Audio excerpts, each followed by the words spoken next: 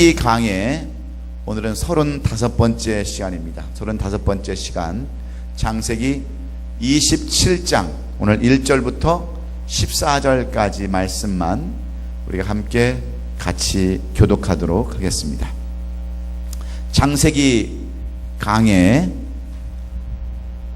35번째, 창세기 27장 1절부터 14절까지 말씀만 우리가 같이 한 목소리로 교독하도록 하겠습니다. 제가 먼저 1절 말씀 먼저 봉독해 올립니다. 이삭이 나이가 많아 눈이 어두워 잘 보지 못하더니 맏아들 에서를 불러 이르되 내 아들아 하매 그가 이르되 내가 여기 있나이다 하니 이삭이 이르되 내가 이제 늙어 어느 날 죽을는지 알지 못하니 그런즉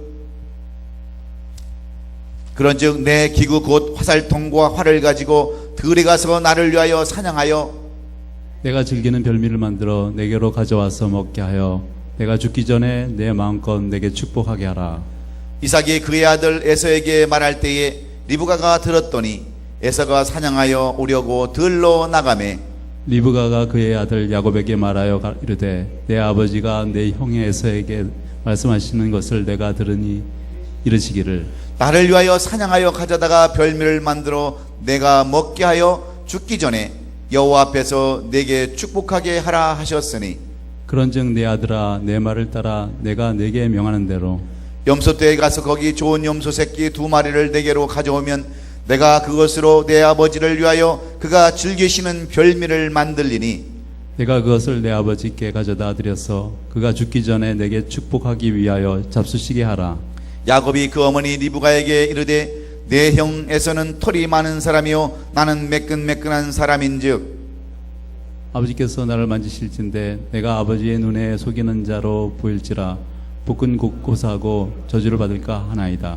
어머니가 그에게 이르되 내 아들아 너의 저주는 내게로 돌리리니 내 말만 따르고 가서 가져오라. 다같이 그가 가서 끌어다가 어머니에게로 가져왔더니 그의 어머니가 그의 아버지가 즐기는 별미를 만들었더라. 아멘. 아멘. 오늘은 우리가 창세기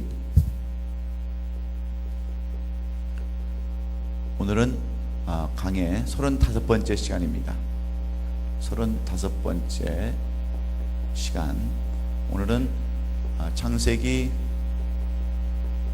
27장 1절로 14절, 원래는 27장 1절로 마지막 절까지 말씀인데 우리가 시간이 많지 않기 때문에 14절까지만 우리가 읽었습니다. 그리고 오늘 이 말씀의 주제는 뭐냐? 오늘 이 말씀의 주제는 뭐냐? 실수도 아름답다 라는 이런 주제로 우리가 함께 오늘 이 말씀을 풀어갈까 합니다. 여러분, 우리가 성경을 공부한다고 하는 것처럼 중요한 것도 없습니다. 왜냐하면 이 성경을 배우는 사람은 가르치는 사람에 따라서 모든 것을 그대로 배우기 때문에 이 배운다고 하는 것처럼 중요한 것이 없어요. 특별히 스승을 잘못 만나면 제자는 잘못된 삶을 살 수밖에 없습니다.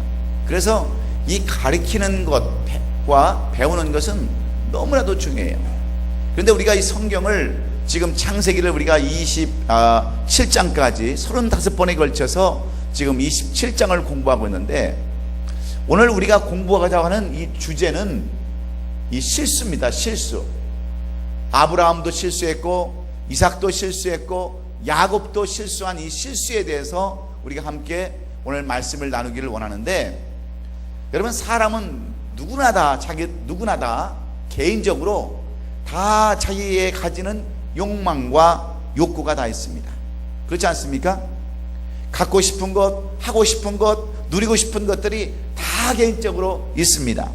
뿐만 아니라 자신의 주장이 있어요. 자신의 고집이 있습니다. 자신의 고정관념이 있습니다. 그래서 어떤 사람은 그래요.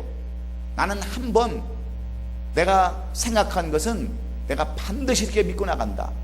그 어떤 것도 나는 듣지 않는다라고 자기의 주장을 내세워서 그렇게 사는 사람이 있습니다. 목이 칼이더라도 나는 그 주장을 굽힐 수 없다라고 자기의 주장을 끝까지 밀고 가는 사람들도 있습니다. 그래서 어떤 일을 할 때 자기의 욕망대로, 자기의 욕구대로, 자기의 주장대로, 자기의 고집대로 일을 하다가 많은 어려움과 고통을 당하는 그러한 사람들을 우리가 많이 보게 되는 겁니다. 자신의 생각과 견해가 옳다라고 주장하는 그러한 사람들은 때때로 하나님의 계획에 어긋나는 일을 할 경우가 많이 있다고 하는 거예요. 그래서 우리 그리스도인들도 보면은요, 하나님의 뜻과는 전혀 상관없이 자기의 고집과 자기의 주장과 생각대로 살아가는 사람들이 참으로 많이 있습니다. 이것을 우리는 한마디로 뭐라고 그러냐면 실수다 이렇게 얘기해요. 실수. 여러분, 실수가 뭐냐? 이 실수라는 것은 물론 잘못된 것입니다. 잘못된 일이 실수예요. 잘못된 일, 그릇된 일, 이것이 실수인데, 우리 그리스도에게서 실수는 뭐냐? 하나님의 뜻대로 무슨 일을 하지 않냐고 내 뜻대로, 내 주장대로, 내 고집대로 하는 것을 우리는 실수라 이렇게 이야기할 수 있다고 하는 말입니다. 여러분, 이해가 되세요? 이해가 안 돼도 어쩔 수 없죠. 이해가 됩니까? 예. 근데 오늘 본문 27장의 이야기는 무엇을 얘기를 하려고 그러냐면 바로 이 실수를 우리에게 이야기를 하려고 하는 겁니다. 실수가 도대체 무엇이냐? 그래서 오늘 27장은 실수란 이야기로 가득 차 있는데, 여러분, 오늘 본문에 나오는 이삭도 마찬가지고 이삭의 아내인 리브가도 마찬가지고 또 그들의 아들들인 에서와 야곱도 실수한 이야기들을 오늘 27장은 가득히 기록해 놓고 있습니다. 우리 인간은 실수할 수밖에 없는 존재임을 이 성경을 통해서 우리에게 보여주고자 하는 거예요. 우리는 죄인으로 태어나서 구원은 받았지만 우리는 여전히 연약하고 무너지기 쉬운 존재이기 때문에 인간의 특징이 뭐냐? 실수하는 데 있다는 거예요. 이 실수하는 데 있다고 하는 것을 우리에게 말씀해 주고 있고요. 또 하나님의 특징은 뭐냐? 이러한 실수하는 우리들을 여러분 다시 세워주는, 다시 이끌어 주시는 데 있음을 말씀해 주기 위한 내용이 오늘 이 창세기 27장의 말씀입니다. 그러므로 오늘 우리는 누구를 막론하고 실수할 수 있는 사람들이라는 것을 먼저 우리가 전제로 깔고, 우리 모두가 다 실수할 수밖에 없는 사람인 것을 알고 이 말씀을 바라보면, 이 말씀을 들으면 이 말씀의 은혜가 되고 이 말씀의 능력이 있는 줄로 믿습니다. 그런 의미에서 우리 옆에 사람을 인사 한번 하십시다. 당신도 실수할 수 있습니다. 한번 인사 한번 하세요. 예. 전부 다 우리는, 저도 마찬가지예요. 저도 실수할 수 있는 사람이고 우리 권사님들, 우리 사역자들, 우리 장로님들 전부 다 실수할 수 있는 사람이라는 것을 우리가 전제로 하고 오늘 이 말씀을 보면 이 말씀에 오늘 놀라운 은혜가 있을 줄로 믿습니다. 그렇습니다. 우리는 누구나 다 실수할 수밖에 없는 연약한 존재임을 깨달을 때 우리가 낮아지고 겸손해져서 하나님을 의지할 수가 있고 하나님의 약속을 신뢰할 수가 있는 것입니다. 그런데 이것을 우리가 알지 못하면은요, 전부 다 인간적인 생각과 조급함으로 우리는 불신앙에 빠질 수밖에 없다고 하는 것이 오늘 이 창세기 27장이 우리에게 주시고자 하는 교훈의 말씀입니다. 그래서 우리가 먼저 1절을 한번 다시 보겠습니다. 1절. 이삭이 나이 많아 눈이 어두워져 눈이 잘 보지 못하더니 맏아들 에서를 불러 이르되 내 아들 하매 그가 이르되 내가 여기 있나이다 하니 그랬습니다. 여러분, 여기서 이삭이 나이가 많아서 눈이 어두워져 잘 보지 못하더니 할 때가 도대체 언제일까? 저는 오늘 이 이삭의 나이를 한번 추정해 보려고 하다가 이삭이 도대체 몇 세쯤 돼가지고 눈이 안 보이고 귀가 어둡고 이렇게 모든 사리를 분간할 수가 없게 되었는가? 그 나이를 한번 쭉 제가 한번 오늘 이 성경을 보면서 계산을 한번 해봤어요. 그래서 성경은 여러분 앞에 간 구절만, 단절만 보면, 각 절만 보면 절대로 성경은 이해할 수가 없습니다. 성경은 우리 사람들을 듣게해서 성령께서 그 감동을 주셔서 가마로 만들어 쓰여진 성경이기 때문에 어떤 한 단절만 우리가 보게 되면, 각 절만 보게 되면 성경을 이해하기가 상당히 어렵습니다. 그런데 성경 전체를 보고, 전체 문맥을 보고 다른 사람이 쓴 성경을 우리가 이렇게 참고해 보면요, 이 성경이 주는 의미가 대단하게 넓습니다. 그리고 성경이 정확한 걸 알 수 있어요. 조금도 여러분 무하지 않는 것, 틀리지 않는다는 것을 우리가 알 수 있습니다.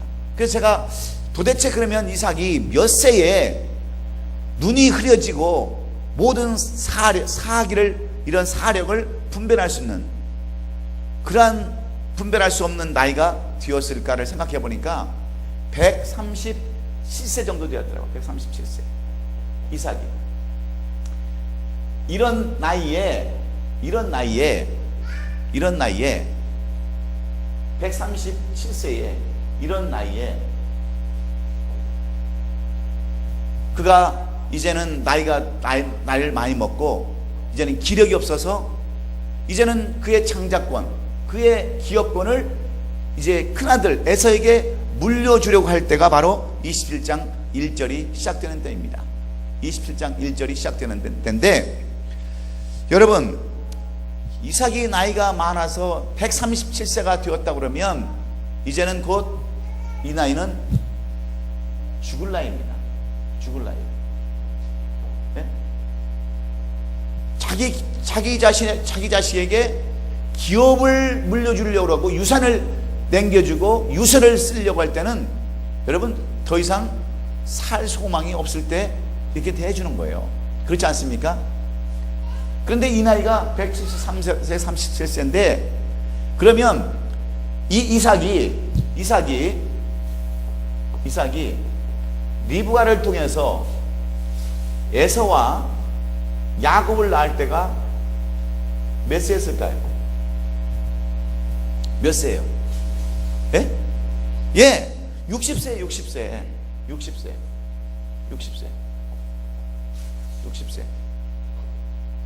60세예요. 지난 시간에 우리 공부 다 했죠?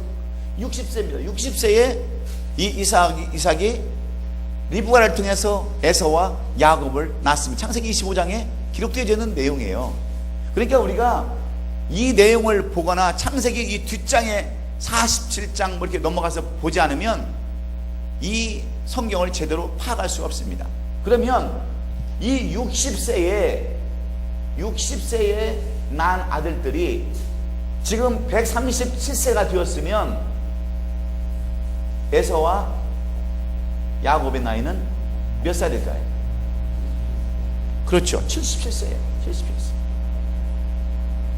그러면 이 야곱과 에서가 서로 장자권을 놓고 싸울 때가 몇 세예요? 그러면 77세예요. 우리 권사님, 이문자 권사님 올해 연세가 몇 세였어요? 70? 예? 79? 71?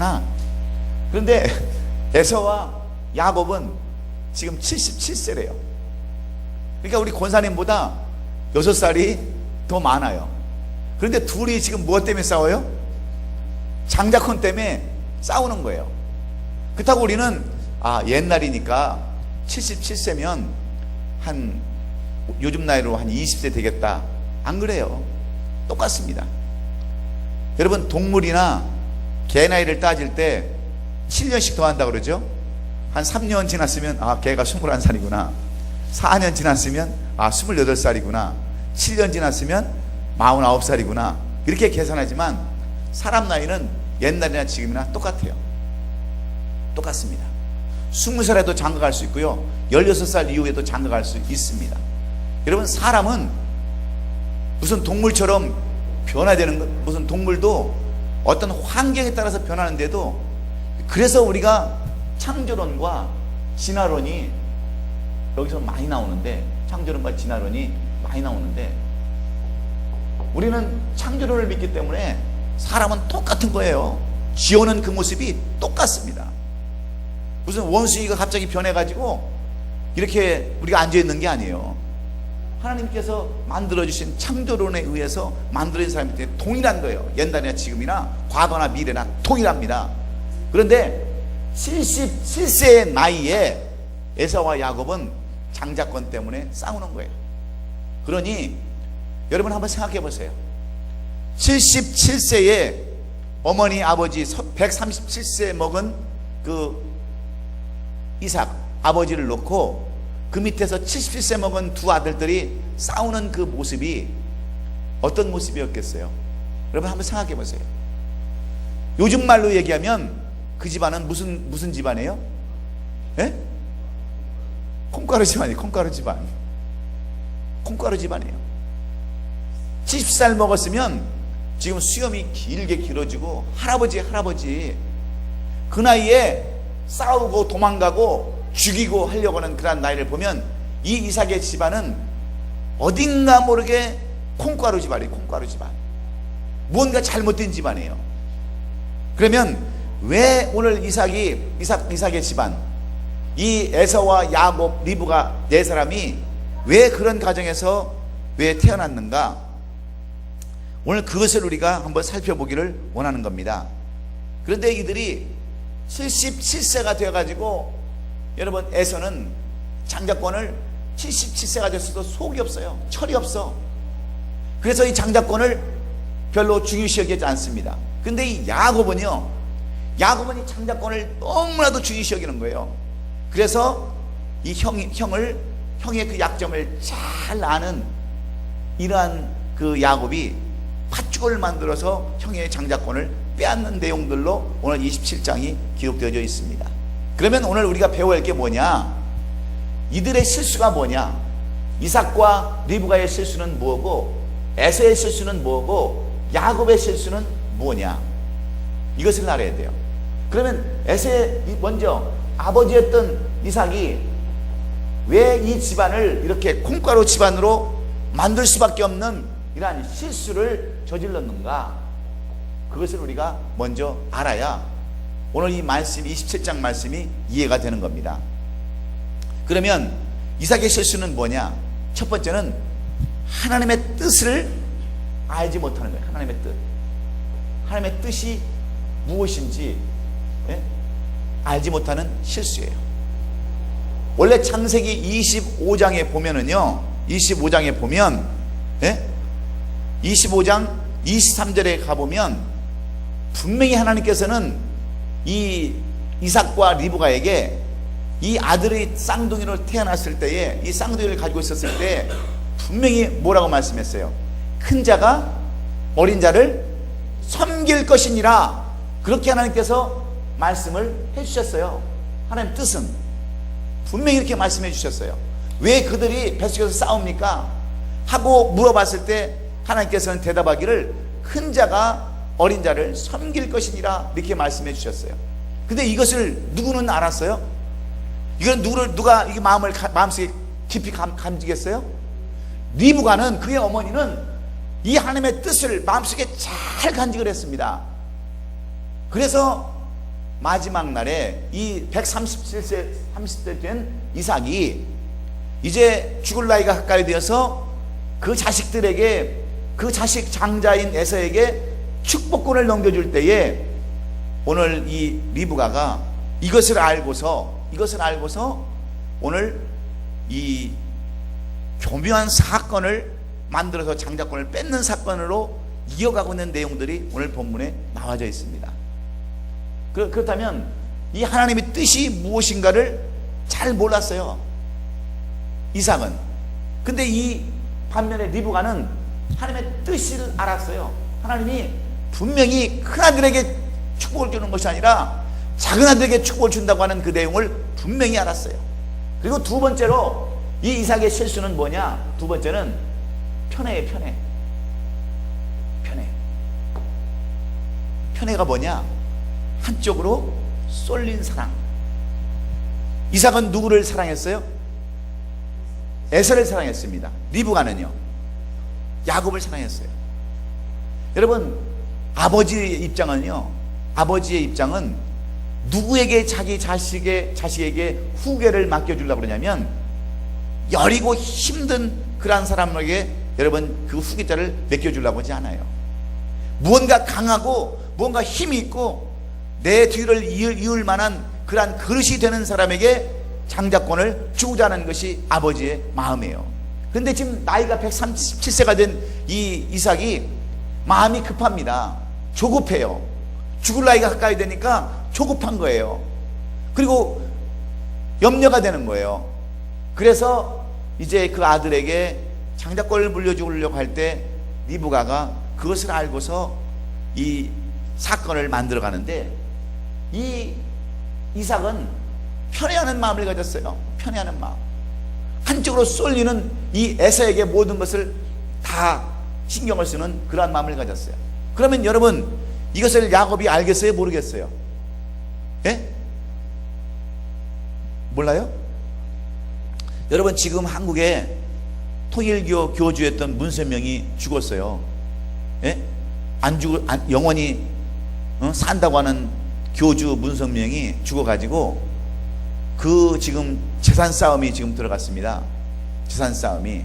그 전에도 이 사건이 있었는데, 그 칠남이었던 사람이 통일교의 목사로 모든 교회를 이끌어가고요, 삼남은 아버지의 그 모든 일에 대해서 반대세를 갖고 있는 거예요. 통일교가 이단성을 갖고 있다고 이렇게 대적을 하니까 삼남에게는 그 모든 고난을 안 주는 거예요.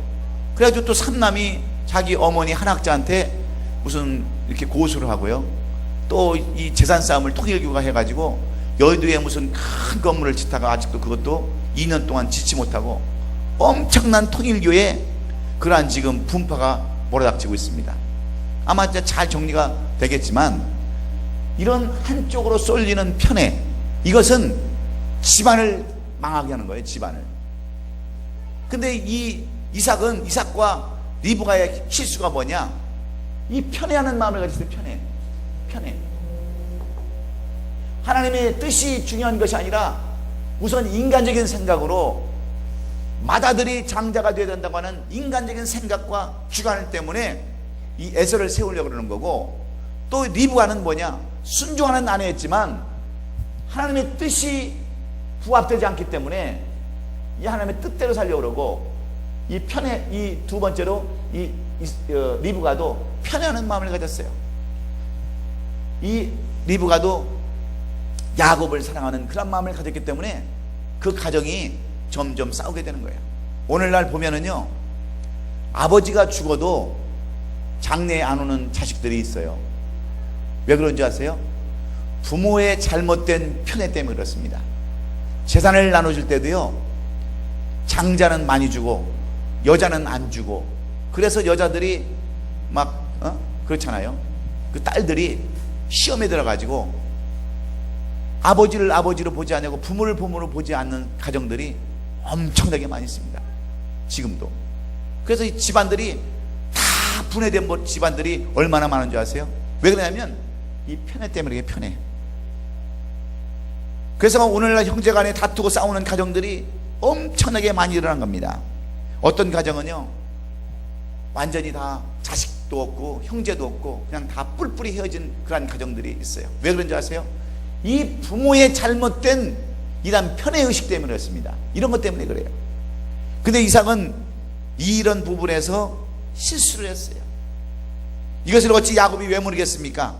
아버지는 늘 형을 좋아하고 그에게 맛있는 그 산짐승 요리를 제공받으면서 그에게 축복해 주실 것이라는 생각을 늘 갖고 소외된 마음으로 살았어요. 소외된 마음으로. 그러니 어찌 야곱이 앉아서 여러분 당할 수 있겠습니까? 늘 생각하는 것은 내가 어떻게든지 저 아버지의 축복을 내가 뺏어야 된다고 하는 이런 생각을 할 수밖에 없는 겁니다. 그래서 결국은 에서의 약점을 이용해서 단팥죽 한 그릇으로 장자권을 뺏어가는 그러한 일들을 저지르게 되는 겁니다. 이삭은 아무리 그가 계획을 세우고 그가 생각한 대로 일을 한다 해도 결국 그 일을 이루시는 분은 하나님이라는 것을 여러분 알지 못했어요. 이삭이. 그래서 하나님은 개입하셨고 리브로 하여금 에사와 이삭의 음모를 듣게 되는 거예요. 그 내용이 5절에 기록되어 있습니다. 5절에. 우리 5절을 한번 같이 봅니다. 5절.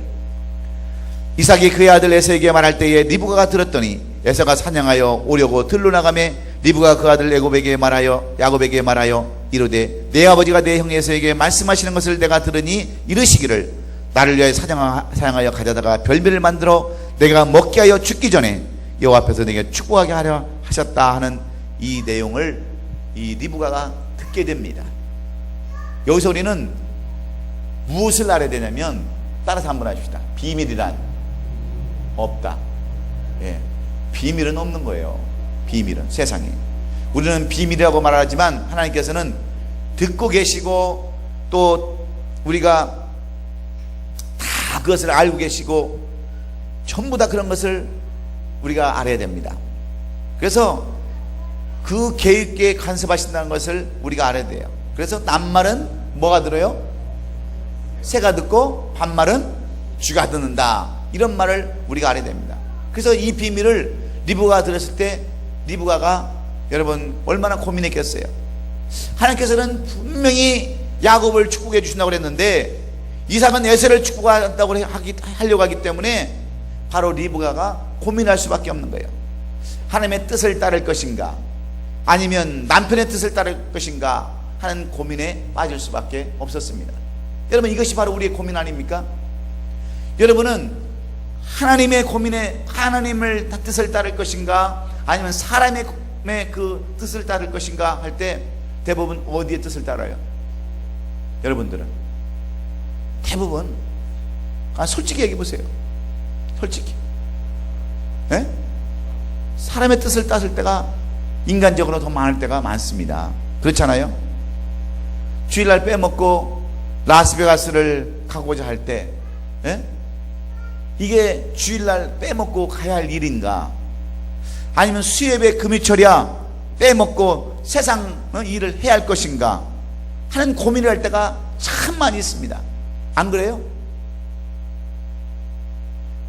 물론 고민할 필요도 없이 우리가 따라가고 함께하는 사람이 있어요. 그 놀러 가면 좀 어떠나? 연휴 때 안 가면, 연휴 때 안 놀러 가면 언제 놀러 가냐 해서 고민도 안 하고 가는 사람도 있지만 리브가는 어떻게 결정하는 줄 아십니까? 하나님의 뜻을 따라가야겠다라고 그런 결정을 하는 거예요. 리브가는 무엇을 선택하느냐에 따라서 운명이 결정된다는 것을 잘 알았던 사람이에요. 그래서 여자가요 현명한 거예요. 여자가 따라서 한번 해보세요. 여자가 현명하다. 그래서 여자 말을 잘 들어야 돼. 여자만 아멘해. 아멘해. 여자가 현명해요.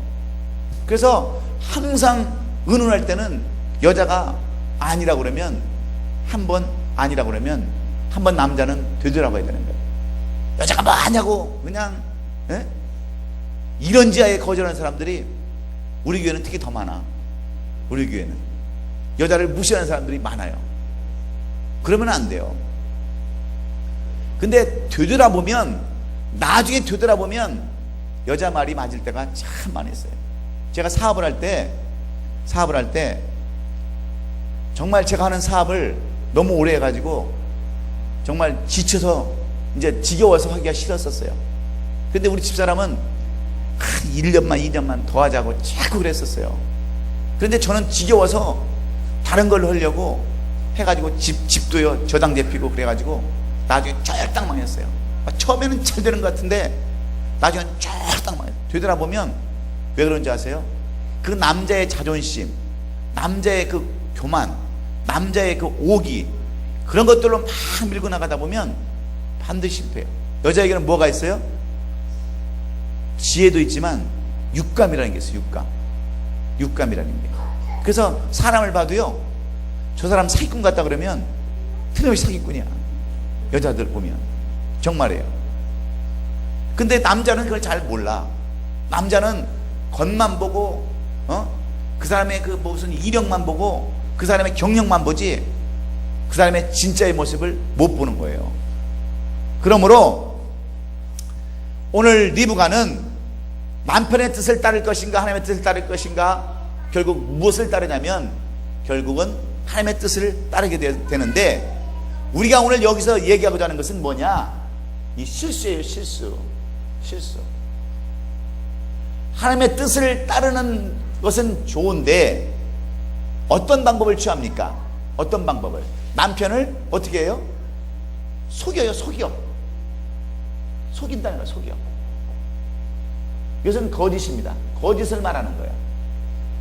정말 이 리브가가 믿음이 있고 하나님의 뜻대로 살겠다라고 했다면 어떻게 해야 돼요? 남편은 어떻게 해야 돼요? 설득해야 되잖아. 설득. 얘기가 좀 어려워요? 어렵습니까? 설득해야죠. 그렇죠? 예? 설득해야 되는데 이 리브가는 이삭을 설득하는 것이 아니라 속임수를 써요. 속임수를. 예, 야곱아, 오늘 네 아버지가 에서에게 이야기하기를 산에 가서 짐승을 잡아다가 오늘 별미를 만들어 놓고 음식을 만들어 놓고 기다려라, 내가 너를 축복해 주겠다 하는 이야기를 듣고서 속이기 시작해요. 야곱에게 너는 가서 염소 2마리를 잡아서 고기를 만들고 별미를 만들고 네 형 에서의 옷을 입고 그 다음에 염소를 잡아서 이 형은 털이 많은 사람이기 때문에 털로 내 몸을, 부들부들한 내 몸을 염소 털로 그렇게 감싸라 하는 속임수, 거짓을 하게 돼요. 거짓. 이것은 뭐냐면 리브가에게 있어서는 뭐예요? 이게 실수예요. 실수.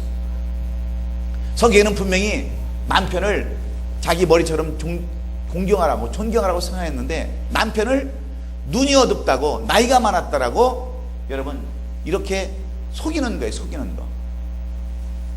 여러분 아무리 하나님의 뜻이라도 여러분 방법이 잘못되었으면 어떻게 돼요? 그건 좋은 일이에요? 나쁜 일이에요? 나쁜 일인 겁니다.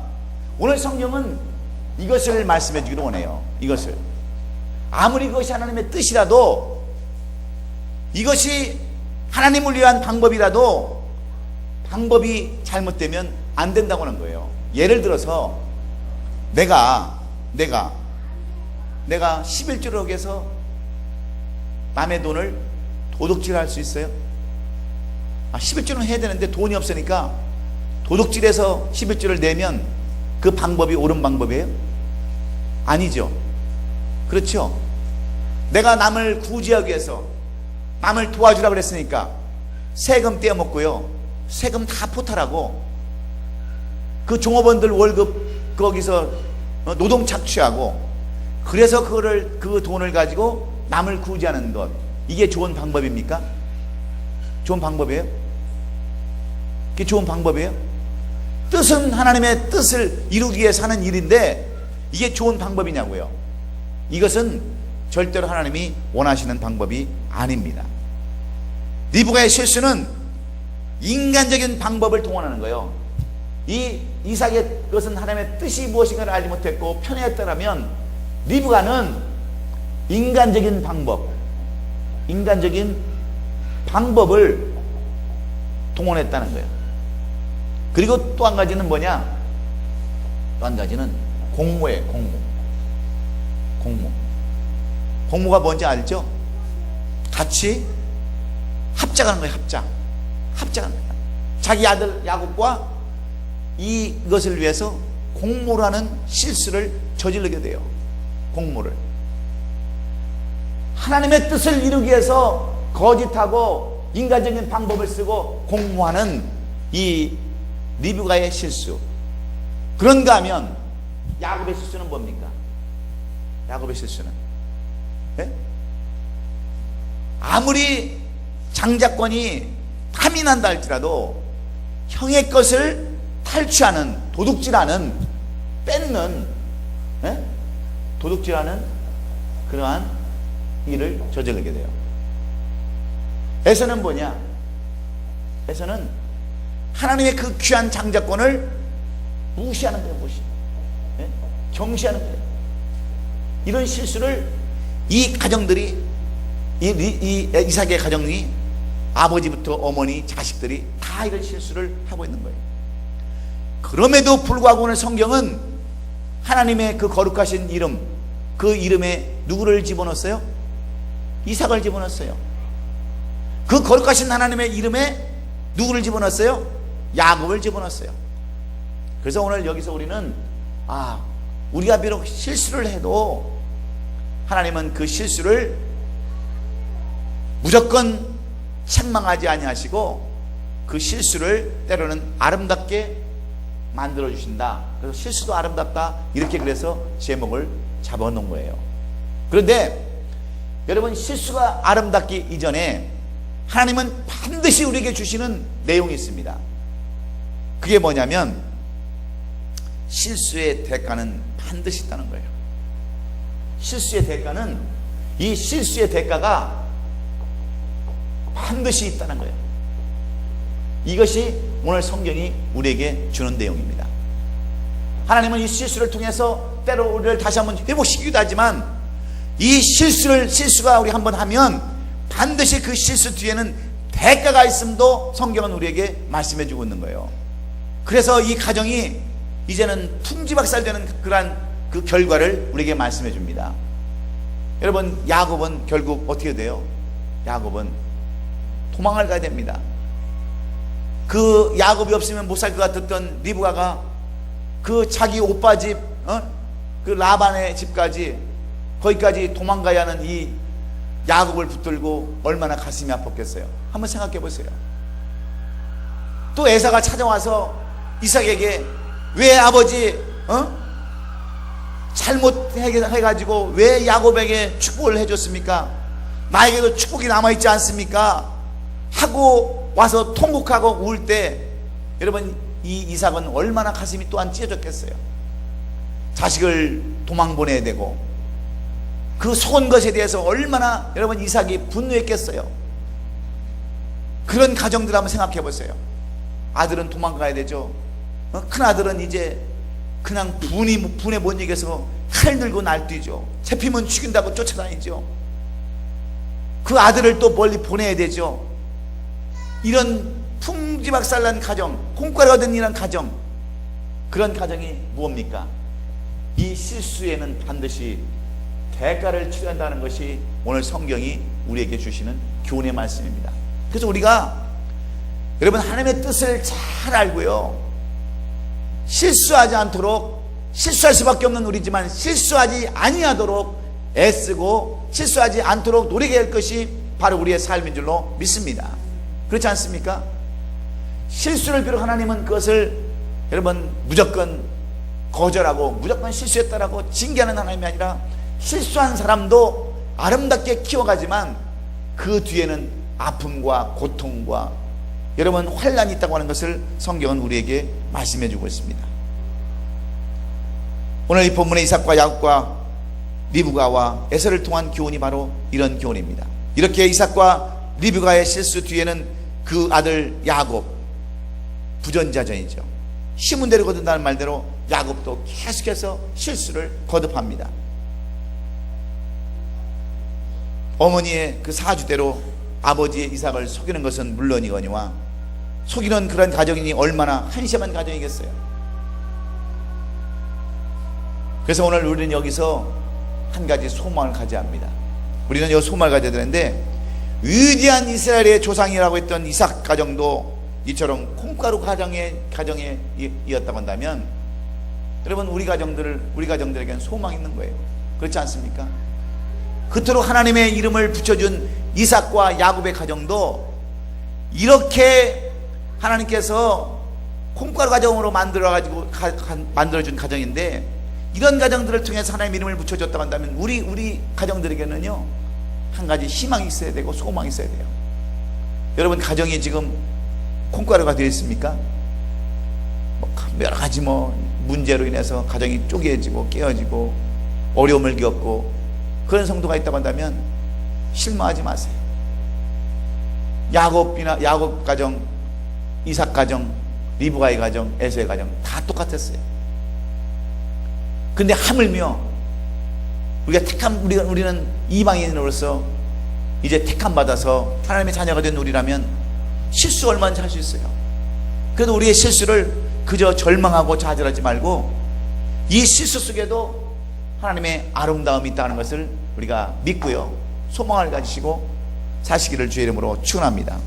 이런 가정에서 생활하는 야곱은 눈이 어두고 침침한 아버지를 숙여서 염소를 뒤집어 쓰고서 또 이제 형의 옷을 입으면서 목소리까지 흉내를 내가지고 거짓말을 하게 됩니다. 그래서 18절부터 오늘 24절까지를 계속 뭘 하냐면 18절부터 24절까지는 다 거짓말만 하게 되는 거예요.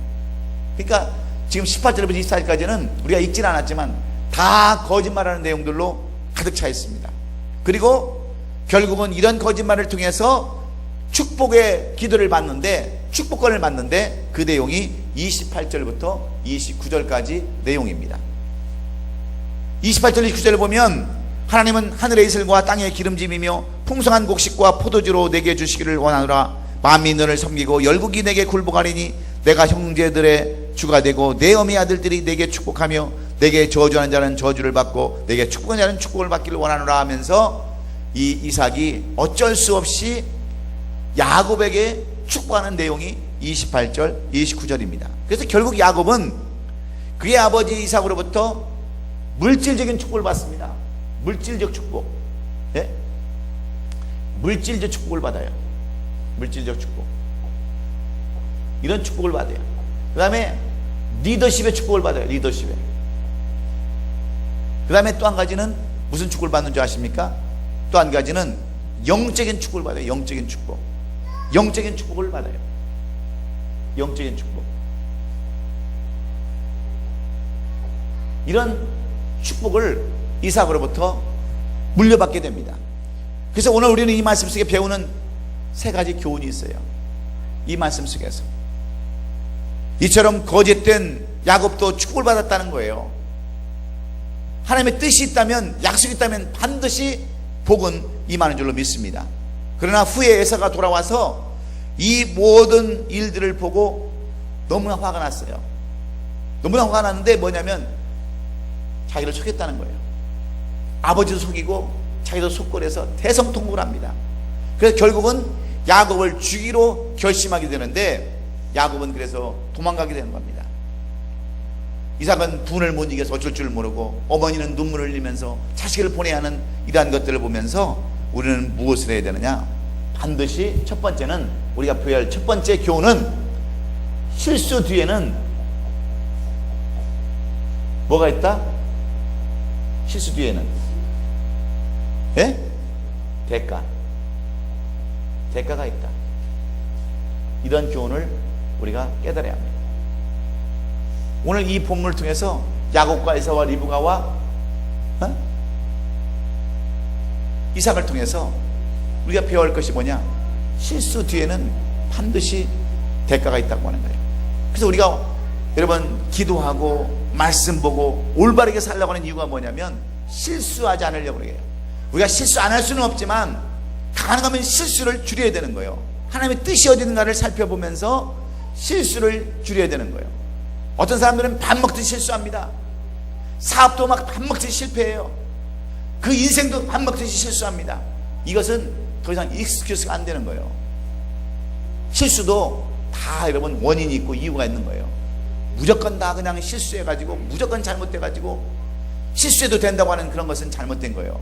실수하지 않도록 여러분 노력해야 될 줄로 믿습니다. 그 두 번째는 뭐냐? 두 번째는 하나님께서 이렇게 실수한 이삭과 리브가와 야곱을 포기하지 않는다는 것을 알아야 됩니다. 하나님은 실수한 사람들을 그래도 포기하지 않는다. 실수한 사람들을 포기하지 않는다. 포기하지 않는다. 실수한 사람들. 왜냐하면 하나님은 우리의 연약함을 아시기 때문에 그래요. 우리가 육신을 입고 있는 한 여러분 연약할 수밖에 없어요. 넘어질 수밖에 없다고 하는 것을 너무나도 잘 알고 있기 때문에 하나님은 우리가 실수를 한다 할지라도 포기하지 않는다는 거예요. 여러분 야곱을 포기했습니까? 포기하지 않았어요. 끝까지 하나님께서 20년 동안을 바단 아람에 가서 그를 하나님께서 돌보시고 보호하시고 그렇게 하는 걸 알 수 있잖아요. 비록 여러분 야곱이 실수해서 그 대가를 다 치릅니다. 20년 동안 가서 밤이 낮이 되도록, 낮이 밤이 되도록 정말 추위와 더위를 피하면서 맞으면서 20년 동안 여러분 얼마나 고생을 많이 합니까? 그 대가를 치르는 거예요. 근데 이러한 야곱을 하나님께서는 결단코 포기하지 아니하고 결국은 다시 어디로 돌아오게 해요? 베델로, 결국은 베델로 돌아오게 하시는 것을 볼 수가 있습니다. 약속을 지키게 하시는 하나님을 우리가 알 수 있어요. 여러분, 우리 주님의 제자들 보세요. 주님의 제자들, 12제자들도 하나같이 실수투성했어요. 전부 다. 여러분, 베드로 보세요. 다 실수투성입니다. 여러분, 마태 보세요. 실수투성이에요. 다 여러분 감정적이고 세상적이고 위과하면 다 도망가는 그런 사람들이었습니다. 그들은 주님의 부활도 믿지 못해서요, 늘 자리다툼만 했으면 자리다툼만. 그렇지만 예수님은 그들을 버리시지 않았어요. 끝까지 그들을 붙드시고 사랑하셨습니다. 결국 그들을 위대한 성도로, 위대한 사도로, 마지막은 예수를 위해서 목숨을 내어놓는 데까지 나아가는 주님의 제자들로 삼지 않았습니까? 이것이 바로 오늘 창세기를 통해서 우리에게 주시는 교훈의 메시지입니다. 하나님은 우리가 실수해도 우리를 버리지 않는다는 거예요. 하나님은 우리가 실수해도 그 실수를 때로는 아름답게 보시고 우리를 다시 한번 세워주신다고 하는 것이 오늘 이 야곱을 통해서 우리에게 주시는 교훈입니다. 그래서 우리는 또 한 가지, 그러면 어떤 삶을 살아야 되는가?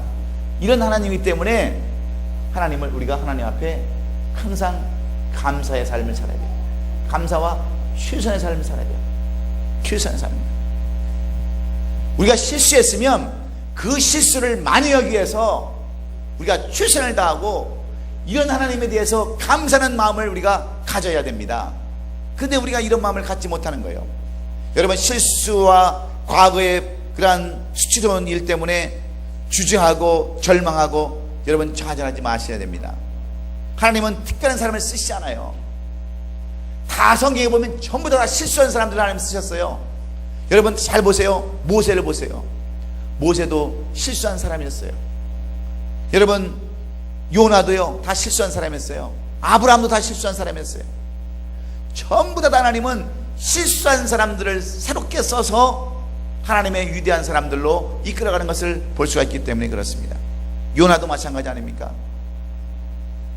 니느웨로 가라고 하신 하나님의 말씀대로 행하지 않냐고 다시스로 도망을 갈 때 하나님은 그를 여러분 물고기 속에 집어넣고 3주 3야를 그렇게 시달리게 했던 것을 볼 수 있잖아요. 결국은 이 요나를 통해서 니느웨 백성들을 회개하게 하는 그런 내용들을 우리가 보면은요, 오늘 이 본문에 나오는 것도 똑같습니다. 여러분, 에서도 보십시오. 그는 실수했습니다. 장자권을 소홀히 하는 그런 실수를 저질렀어요. 그러나 이 에서가 무슨 문제가 있냐면, 이 장자권을 가지고 무시하고 경시했던 것을 후회하지 않아서 결국 에서는요, 어떤 삶을 사는 줄 아십니까? 오늘 보면 39절에 보면 이런 내용이 기록되어 있어요.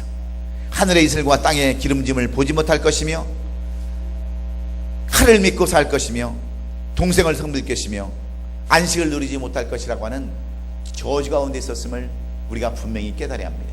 그래서 우리가 실수를 했으면 그 실수를 분명히 인정하고 우리가 후회하면서 회개해야 돼요. 실수를 했으면 잘못을 우리가 바꿔야 됩니다.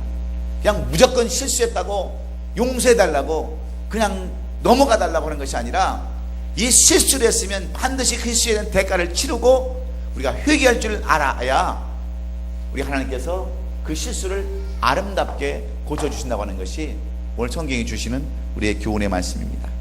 사랑하는 성도 여러분, 장자권을 소홀히 했던 에서, 배고픈 처지에 무슨 교회냐, 힘들어 죽겠는데 무슨 주일 예배고, 힘들어 죽겠는데 무슨 수예배며, 힘들어 죽겠는데 무슨 금요철야를 하느냐 하는 사람들은 여러분 전부 다 에서주의자들이에요. 에서주의자들. 한 끼 음식을 가지고, 그 한 끼 음식 같은 단팥죽 한 그릇을 가지고 주일을 바꿔 먹는 거, 11조와 바꿔 먹는 거, 공예배를 바꿔 먹는 거, 그거 똑같은 것을 성경은 우리에게 가르쳐주고 있습니다. 이게 뭐냐면 바로 예서주의자예요. 예서주의자.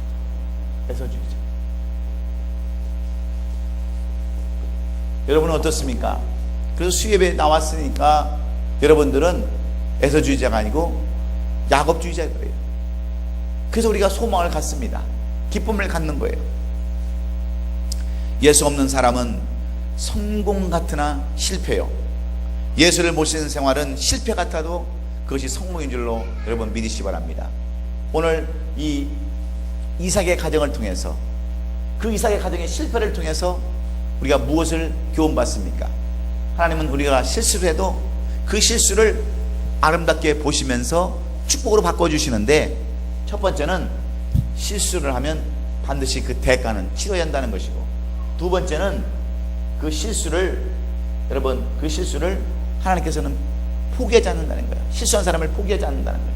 그 다음에 그 실수를 우리가 감사하면서 최선을 다하고 우리가 개선하고 하자 할 때에 그것은 바로 실수를 아름답게 만들 수 있는 비결이라는 것을 깨달으시고, 다 여러분 우리 실수할 수 있어요. 그러나 실수를 다시 주님이 기뻐하시는 축복으로 바꿀 수 있는 우리 성들이 되시기를 예수님의 이름으로 축원합니다. 그러면 아름다운 가정이 될 수 있어요. 아름다운 삶을 살아갈 수 있습니다. 이것이 오늘 창세기 27장을 통해서 주시는 교훈의 말씀으로 받으시고, 여러분도 이제 여러분이 지금까지 살아오면서 실수했던 것들을 이제 복으로 바꿀 수 있기를 주의 이름으로 축원합니다. 기도하겠습니다.